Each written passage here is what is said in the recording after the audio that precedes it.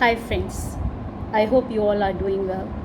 I just thought I discuss something on Kalsar Dosh and I'm just speaking extempore. I have not prepared anything because many of you enjoy it more when I'm speaking naturally rather than preparing and speaking. So I'm going to tell you what I think about Kalsar Dosh.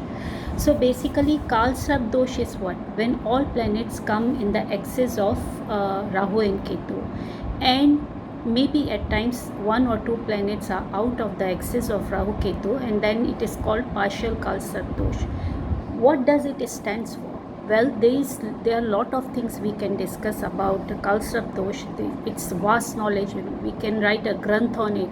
But to understand basically, see, if Rahu, suppose we have to understand the situation of Rahu and Ketu in the chart. Why the person is incarnated? What were the desires of the soul? The Rahu Ketu axis is controlling all the planets, or there is a Kalsar Dosh in the chart because that person has some unfinished duties, some unfulfilled desires, some karma, some lessons, pending lessons. This is why he has incarnated or she has incarnated, basically the soul has incarnated in this lifetime to achieve all that. So he has support of, his desires and his wishes and his pending lessons for everything. Rahu and Ketu are controlling all the planets or most of them to make sure that that person achieves or go through what that person is supposed to go through. Now, we cannot say normally when all the planets comes in the axis of Rahu and Ketu, then the life can be tough. It is believed that people suffer more, they have more struggle in life, they have more suffering and all that. But it is not necessary. Sometimes Rahu Ketu axis gives very good results also. To understand that, we have to see the situation of Rahu and Ketu. First of all, if Ketu is it is Ketu Rahu axis or Rahu Ketu axis. If Ketu Rahu axis, it means totally different. It is not it is not what Rahu Ketu axis is going to give. Ketu Rahu axis means Ketu is dominant. Ketu is sitting on the driving seat. So it is going to detach you from materialism. It is going to detach you from relationships which are not working and many other things. Basically, the problems and issues you are carrying forward in this life from previous life, which have been making your life difficult in another lifetime, and you were not able to detach yourself from those issues in this lifetime.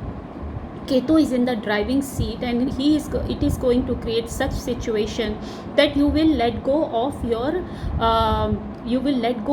those desires or those attachments which are hampering your growth, soul's growth, which are hampering your evolution, which are hampering your materialistic goals also. So basically, Ketu Rahu axis works totally differently from Rahu Ketu axis. Now Rahu is about desires, about achievements. So what happens when Rahu comes in the driving seat? That times the person has been incarnated to achieve something, to achieve some goals in life, and also he has to settle some karmic debts, which is both. When Ketu is in the driving seat or Rahu is in the driving seat, the goals are the same. That you have to settle some pending karmas, you have to go through certain situations to learn your lessons. All that is there, but the purpose of the soul's incarnation is different, because the goal becomes to be to achieve materialistic goals, or whatever it is. Whatever you want to achieve, like extreme desire, and the soul will work in that direction from very beginning. Now we have to see whether it is positive or it is negative, the Rahu Ketu axis. For that, we have to understand the situation of Rahu and Ketu. Sometimes the Rahu Ketu are so positive that when you do their Shanti Puja, actually it is not going to do anything. What they are supposed to do, they will do. But when you do Rahu Ketu Shanti Puja for those who are supposed to have certain goals in life, basically it can maybe slow them down a bit to go towards their goals, but they will still achieve it, because that's what the purpose of the incarnation. So you cannot say ki you will do Rahu, you should do Rahu Shanti because your marriage is not working out. But if that person's Rahu Ketu is supposed to achieve some goal, and during this time frame in this life, he has to let go, or she has to let go of his life partner. Rahu Ketu Shanti will only stop it for a while, probably, I doubt it, but he will still have to let it go, because let go the partner or let go the marriage, because the reason is his growth depends on that, and he is incarnated for that professional growth or for that personal achievement. So or sometime even the soul is incarnated to settle the karmas with one person, that person come in the life as a life partner, and then let go of that marriage and then settle with another person. So there are many people who have second marriages which are happier than their first marriage, and they achieve a lot in their second relationship. So all these things are which are destined, it has to happen. So like some of the gyanis I know, who are my contemporaries, who are talking about like, just go through your destiny so that you can move on. It's a fact. I also believe in that. Don't curb it, because then it will come back again and again.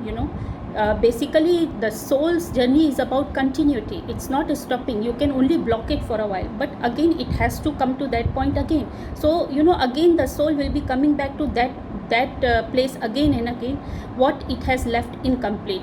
So why? And when you let go of one destiny, the blessings which are coming through that destiny, after you fulfill it, you will have to let go of that destiny as well. You see, suppose by marrying someone, you are supposed to suffer a lot, you are supposed to go through very difficult times, but because of those difficult times, those suffering, you are going to achieve some blessings from this universe. Maybe you may study a lot due to those problems. You may make someone, you may make yourself someone.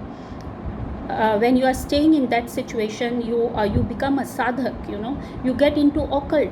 So the blessings which are coming to you, you will also let go of them.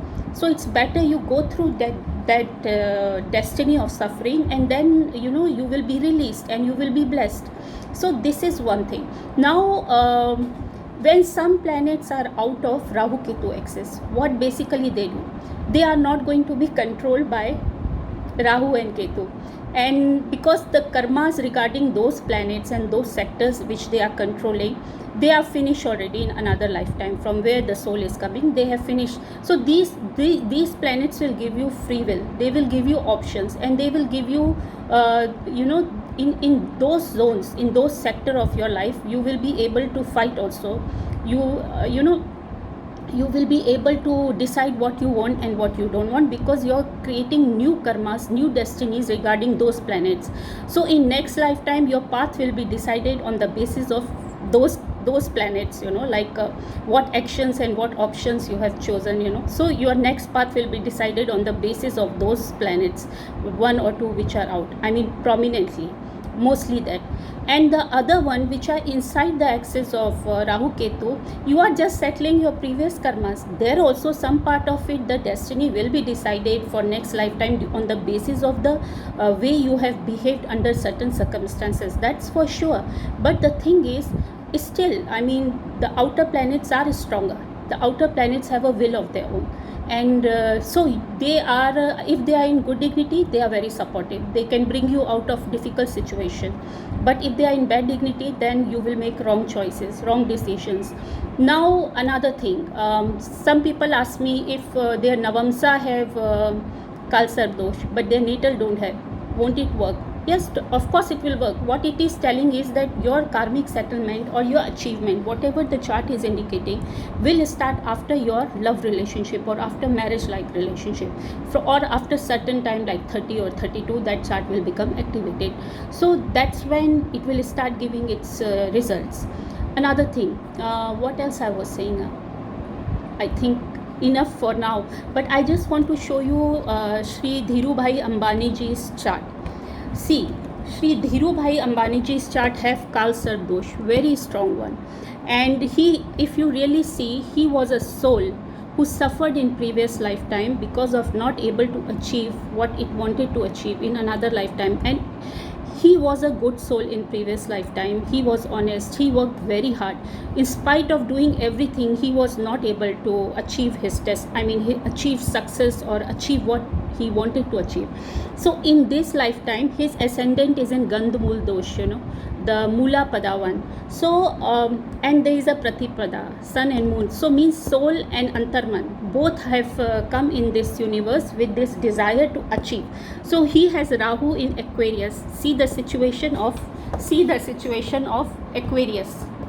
Rahu in Aquarius, how strong it is in its own nakshatra, Shatabisha. The soul is on the path of achieving, and he's very strong. The soul is very strong, wants to achieve what it wants to achieve. Nobody can push it backwards, and this Rahu is sitting on the driver's seat very strongly in Shatabisha, and that's what will bring healing to his soul. Okay, and then you see Ketu is here in Leo with Mars and Neptune in 9th house. In previous lifetime, 5th and 9th combination, in previous lifetime, he was let down. He was deceived, He went through deception. His achievements suffered due to deception, He was not able to achieve what he was supposed to achieve. So the deception is written here. Okay, now if you see his Jupiter is in sign Virgo. Prarabdh hai regarding his 10th house of profession. He is carrying forward the Prarabdh regarding his profession. Okay. Venus in Mercury in the 12th house in Scorpio. What? Legacy regarding wealth, legacy regarding love relationships, legacy regarding sibling, unfulfilled, loss, which he carried forward. He may not be able to take care of his spouse, his siblings in previous lifetime. This is what his legacy from previous lifetime he is carrying forward, his losses, which he has to achieve in this life to provide all the comforts and all the love to his spouse and to his siblings and everything, So he is the eldest in the family. One of the planet is in Jyeshta. He is probably the eldest in the family or first son. Okay, so if you see the Pluto and Uranus are out of Rahu Ketu axis. So what Pluto is doing in Mercury? Pluto is doing in Mercury means breakthrough through his communications. That means his speech must be so good that he is able to create a breakthrough, achieve what he wants to achieve through this Pluto, breakthrough it is creating. Through his communications, he will break walls, And Uranus here, unusual means it will create to reach in all directions, to achieve, to go too far off place, to reach, to get success from far off lands through unusual means. Together, what they are going to do? Together they are going to create synchronicity for him. This is what his chart is indicating. So if a person will say, see the chart. So basically his soul is incarnating in this lifetime with Gandhamul Dosh, Mula, with intense suffering, but suffering due to what? Due to deception. So basically if you study his chart and a priest tell him, आपका कालसर्प दोष है, आपको इसकी शांति करवानी चाहिए, आपको इसका पूजा पाठ करवाना चाहिए, आपको इससे लॉसेस होंगे. No. Rahu is sitting on the driver's seat very strongly like Varun, exactly like Varun, and all the planets he is making them sit behind. Okay, you follow me like that. And Uranus, Brahma and Shiva are saying we will take care of the rest. This is what his chart indicates. So this is how Kalsarp Dosh works. So I hope you like this video. If you do, please give like and subscribe. Thank you. Take care. Bye bye.